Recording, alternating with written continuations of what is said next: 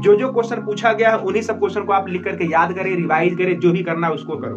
10 बार बनाना है तो जो क्वेश्चन पूछा गया उसी को बनाओ, क्योंकि बिहार बोर्ड पता है क्या करता है, 70% तो क्वेश्चन वही वाला देता है जो रिपीटेड है। तो सोचो अगर आपने रिपीटेड क्वेश्चन भी पढ़ लिया ना तो 70% आपका कंफर्म, यानी कि 350 नंबर तो आपका ऐसे ही हो गया।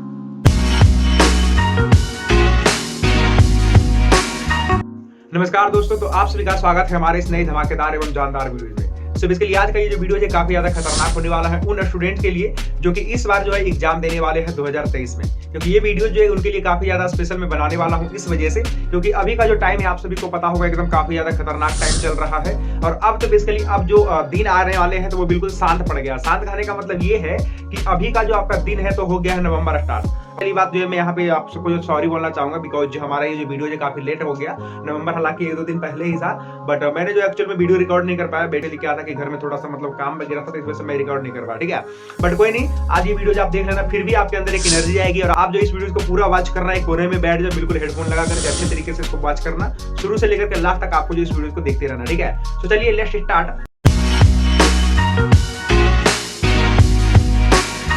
सो आज की इस वीडियो में हम लोग बात करने वाले हैं कि अगर आप जो है अच्छे तरीके से पढ़ाई करना चाहते हैं, आपको पढ़ करके कुछ अच्छा अचीव करना है 2023 के अंदर, लाइक जैसे अगर आप कोई प्रतियोगी परीक्षाओं का जो एग्जाम दे रहे हैं, कंपटीशन लेवल का एग्जाम की जो प्रिपरेशन कर रहे हैं या फिर बोर्ड एग्जाम की प्रिपरेशन कर रहे हैं, तो अभी के जो बचे लास्ट के दिन है नवंबर से जो आपका दिन आने वाला है, तो उन दिनों में आपका जो प्रिपरेशन कैसा होना चाहिए, किस तरीके से आपको जो क्या स्ट्रेटेजी फॉलो करना चाहिए, तो सब कुछ जो इस वीडियो में मैं आपको एक्सप्लेन करने वाला हूँ। ठीक है, सो फिलहाल आपसे एक छोटा सा रिक्वेस्ट है कि अगर आप इस चैनल पर नए हैं तो प्लीज चैनल को सब्सक्राइब कर दीजिए, और अगर आपको ये वाला वीडियो अच्छा लगेगा तो वीडियो को लाइक कर दीजिएगा। ठीक है, सो आइए सबसे पहली बात यहाँ पे हमारा सबसे पहला क्वेश्चन है कि हम लोग जो है नवंबर से अपना पढ़ाई कैसे करें। ठीक है, तो अभी हमारे पास जो बहुत तरह तरह के जो बच्चे हो सकते हैं, कोई कंपटीशन लेवल का जो पढ़ाई कर रहे होंगे, कोई बोर्ड एग्जाम का जो प्रिपरेशन कर रहे होंगे, तो सबका जो यहाँ पे तैयारी करने का जो सिलसिला है वो अलग अलग तरीके से हो सकता है। तो यहाँ पे मैं आपको काफी अच्छे तरीके से एक्सप्लेन करने वाला हूँ। तो सबसे पहली बात हम लोग यहाँ पे बात करने वाले हैं बोर्ड एग्जाम के बच्चों के लिए। ठीक है, उनको जो अपना प्रिपरेशन किस तरीके से करना चाहिए, क्या उनका जो स्ट्रेटेजी रहना चाहिए, कितने दिन उनको पढ़ाई करना चाहिए ताकि उनका जो है पढ़ाई एक अच्छे लेवल से हो सके,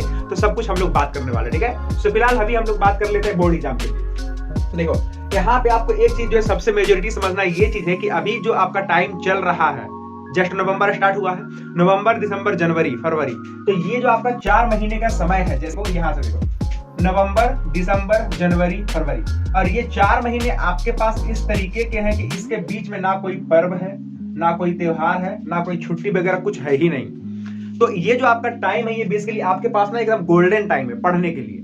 तो इन दिनों आपको क्या स्ट्रेटेजी फॉलो करना है, अगर आप बोर्ड एग्जाम की प्रिपरेशन कर रहे हैं, जैसे कि अगर आपको टॉपर बनना है, रैंक अच्छा लाना है, ठीक है, टॉप 10 में जाना है, या फिर आपको जो जिले लेवल में सबसे बेस्ट देना है, गांव के लेवल में आपको सबसे बेस्ट देना है, कॉलेज में आपको टॉप करना है, इन सब चीजों के लिए क्या करना चाहिए। देखो करना तो एक ही चीज पड़ेगा, पढ़ना पड़ेगा। कैसे पढ़ना पड़ेगा उन सब चीजों के लिए मैं यहाँ पे एक्सप्लेन करने वाला। ठीक है, चलिए मैं आप सबसे एक सवाल करता हूँ। जिस स्टूडेंट का मन में इच्छा हुआ होगा कि हमें टॉपर बनना है, या फिर हमें टॉप 10 में जाना है, या फिर हमें अपने स्टेट में नाम करना है, या फिर हमें अपने जिले में नाम करना है, या फिर हमें अपने जो गांव में नाम करना है, तो मैं एक चीज आप सबसे पूछना चाहता हूं कि जिन स्टूडेंट का ये जो प्लानिंग है अगर पहले से रहा होगा तो उनका पढ़ाई भी जो है ना वो जनवरी से ही चल रहा होगा, क्योंकि एकदम से ये ऐसा नहीं हो सकता कि आप 2 महीने लास्ट के आए और बोले कि हाँ मुझे टॉपर करना है। ऐसा हो सकता है क्या? कभी नहीं हो सकता। ठीक है, तो जिन स्टूडेंट्स का मन में ये प्लानिंग था कि हाँ मुझे टॉपर बनना है, कुछ अलग तरीके से कुछ अलग लेवल का करना है, तो उसका प्लानिंग भी जो है शुरू टाइम से ही चल रहा होगा। दैट मींस कहने का मतलब उनका पढ़ाई जो है जनवरी से ही चल रहा होगा, इसमें किसी को कोई शक नहीं होना चाहिए। ठीक है, क्योंकि जो स्टूडेंट अभी टॉपर होंगे इस बार 2023 में, तो आप उनसे पूछ लेना कि आप कब से पढ़ रहे थे, कितने देर पढ़ रहे थे, उनका जवाब यही होगा कि हम तो शुरुआती से ही पढ़ रहे थे। ऐसा कोई स्टूडेंट नहीं हो सकता है कि लास्ट के 3 महीने में पढ़ करके टॉपर बन जाए, कभी नहीं हो सकता है। ठीक है, तो बेसिकली यहाँ पे मेरा कहने का मतलब ये है कि अगर कोई स्टूडेंट शुरुआती से भी पढ़ रहा है और उसको अब क्या करना चाहिए लास्ट के इन दिनों में, वो मैं उन चीज को बताने वाला हूँ। और अगर कोई स्टूडेंट ऐसा है जो शुरुआती के दिनों में ये जो आपका समय है, जैसे जनवरी, फरवरी, मार्च, ये सब समय जो है आपका गायब हो चुका है, आपको कुछ पता ही नहीं है कि ये समय हमारा कहाँ गया, ये हमारे दिन में आया भी था या नहीं आया था, कहने का मतलब यही है। अगर इसमें आपने नहीं पढ़ा तो इसका कहने का मतलब यही है कि पता नहीं आपके जीवन काल में ये जनवरी फरवरी आया भी या नहीं आया, यही कहने का मतलब है।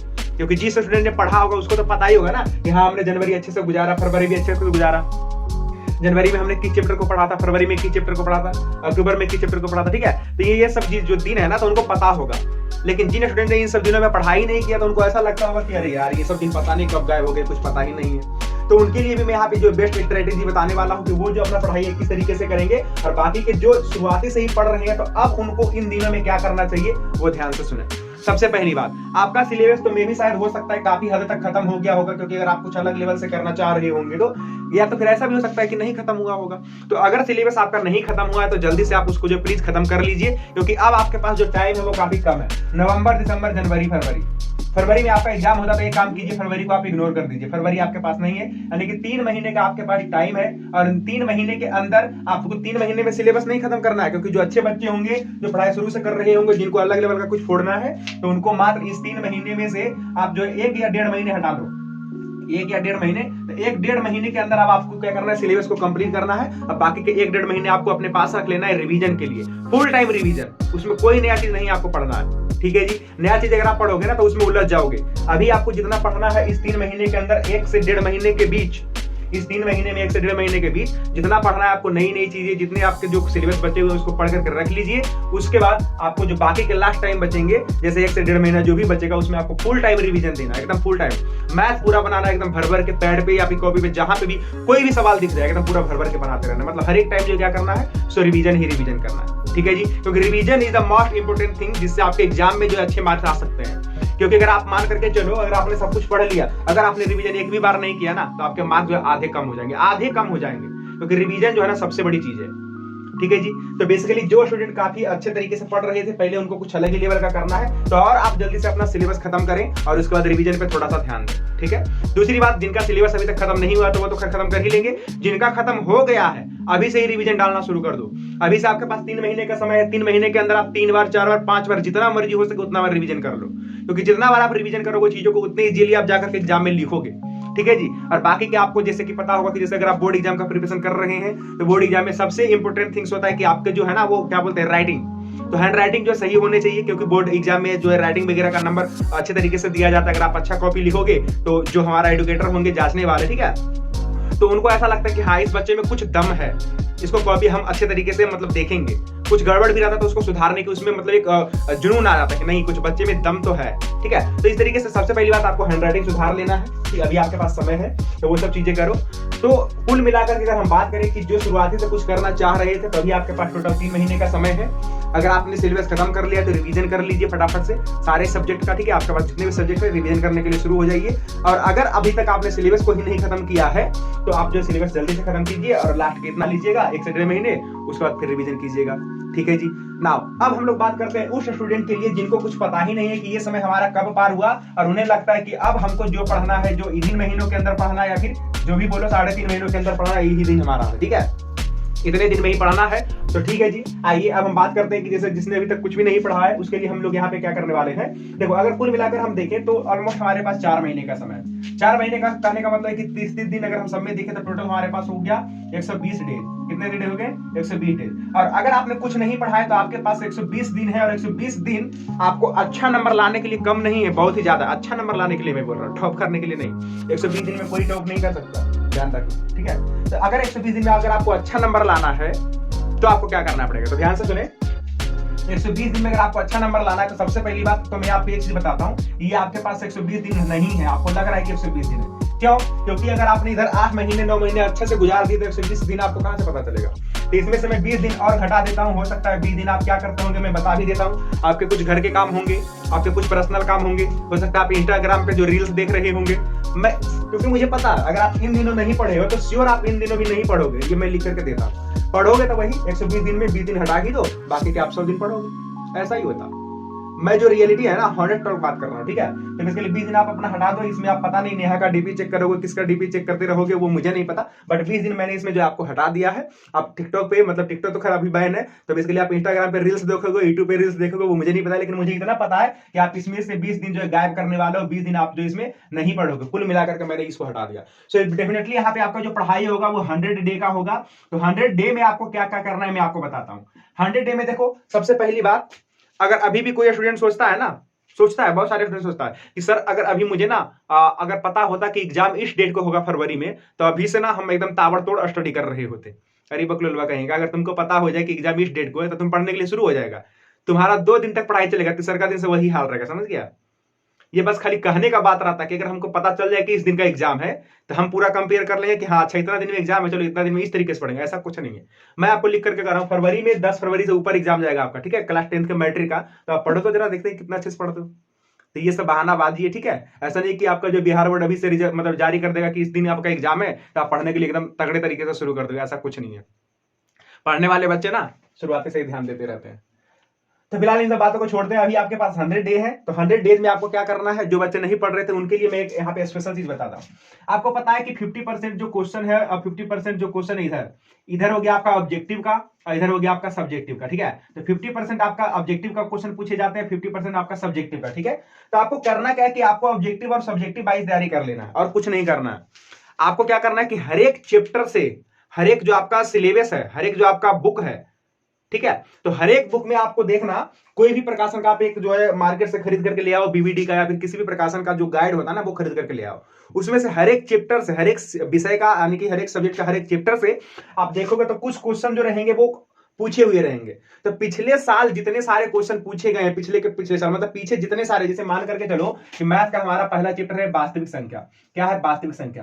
तो वास्तविक संख्या के अंदर जाइए और वास्तविक संख्या के अंदर जितने सारे क्वेश्चन पूछे गए हैं, तो जितने सारे क्वेश्चन पूछे गए सिर्फ पूछने वाला क्वेश्चन ही आप करो, बिना जो क्वेश्चन नहीं पूछा गया ना उसको आप छोड़ ही दो। ये चीज आप हर एक सब्जेक्ट के अंदर करो, साइंस के अंदर, संस्कृत के अंदर, हिंदी के अंदर, हर एक सब्जेक्ट के अंदर जो क्वेश्चन पूछा गया है उन्हीं सब क्वेश्चन को आप लिख करके याद करें, रिवाइज करें, जो भी करना है उसको करो। 10 बार बनाना है तो जो क्वेश्चन पूछा गया उसी को बनाओ, क्योंकि बिहार बोर्ड पता है क्या करता है, 70% तो क्वेश्चन वही वाला देता है जो रिपीटेड है। तो सोचो अगर आपने रिपीटेड क्वेश्चन भी पढ़ लिया ना तो 70% आपका कंफर्म, यानी कि 350 नंबर तो आपका ऐसे ही हो गया, ठीक है। थोड़ा होता अगर आप अपना एफर्ट लगाओगे तो अच्छा नंबर आ जाएगा, ठीक है। तो इसीलिए मैं कह रहा हूं कि अगर आप प्रीवियस ईयर के जितने सारे क्वेश्चन पूछे गए उसको आप अगर अच्छे तरीके से देख लेते हो, दैट्स इट, आपका नंबर अच्छा आएगा, ये मैं कह रहा हूं, ठीक है। तो आप यही काम करें, क्योंकि अगर आपने इन दिनों नहीं पढ़ा तो अब आपका मजबूरन है, क्योंकि अगर अभी आप चाहते हो कि हम पूरा सिलेबस खत्म करेंगे तो देखो पूरा सिलेबस अभी जो है खत्म होने की संभावना नहीं है। ऐसे में आपका जो है वो मतलब दिक्कत वाली बात हो जाएगी। तो ऐसे में आपको क्या करना है कि हर एक सब्जेक्ट से जो क्वेश्चन पहले पूछा गया उन्हीं क्वेश्चन को आप अच्छे तरीके से पढ़िए, एनालिसिस कीजिए, ठीक है, और उन्हीं क्वेश्चन को याद कीजिए, ठीक है। डेली आप क्या करें कि डेली हर एक सब्जेक्ट की मैं बात कर रहा हूं, हर एक सब्जेक्ट में 5-5 क्वेश्चन याद कीजिए, 5 तो सब्जेक्टिव का, 5 तो ऑब्जेक्टिव का, ठीक है। हर एक सब्जेक्ट में बोल रहा हूं, तो 5 सब्जेक्ट है तो 5-5-25, यानी कि 25 ठो हो गया आपका सब्जेक्टिव और 25 ठो ऑब्जेक्टिव। तो बहुत ज्यादा क्वेश्चन हो जाएगा, ठीक है। अगर आपने 90 दिन लगातार कर लिया, यानी कि 100 दिन लगातार कर लिया ना, तो आपको एक अंदर से एकदम कॉन्फिडेंस आएगा कि हाँ मैंने कुछ पढ़ा है, अब शायद एग्जाम में जाकर के हम कुछ अच्छा कर सकते हैं। और आपको पता है कि बिहार बोर्ड पता है कितना इजी सवाल पूछता है, तो अगर पूछे गए क्वेश्चन को आप कर दोगे ना, डेफिनेटली आपका जो है नंबर ना 350 से प्लस ही रहेगा, ये मैं कह रहा हूं, ठीक है। तो आप वही काम करना, क्योंकि अगर आप जो शुरुआती दिन में नहीं पढ़े तो आपके पास मेन एक रास्ता है, ठीक है, यही काम आपको करना पड़ेगा, ठीक है जी। बाकी के और भी वीडियो जो मैं समय समय पे लाता रहूंगा, क्या जो है किस टाइम पे आपको क्या चीज करना चाहिए, क्या नहीं करना चाहिए। सो चलो फिलहाल के लिए बस इतना ही रखते हैं, ये आपका स्ट्रेटेजी है, आप इसको फॉलो करें। और ठीक है, अगर आपको अच्छा लगा तो वीडियो को लाइक कर दीजिए, एंड देन अगर आप इस चैनल पर नए हैं तो चैनल को सब्सक्राइब कर दीजिए, ठीक है। सो फिलहाल के लिए बस इतना ही, मैं मिलता हूं आपको नेक्स्ट वाले वीडियोज के अंदर, तब तक के लिए सी या हैव अ गुड डे।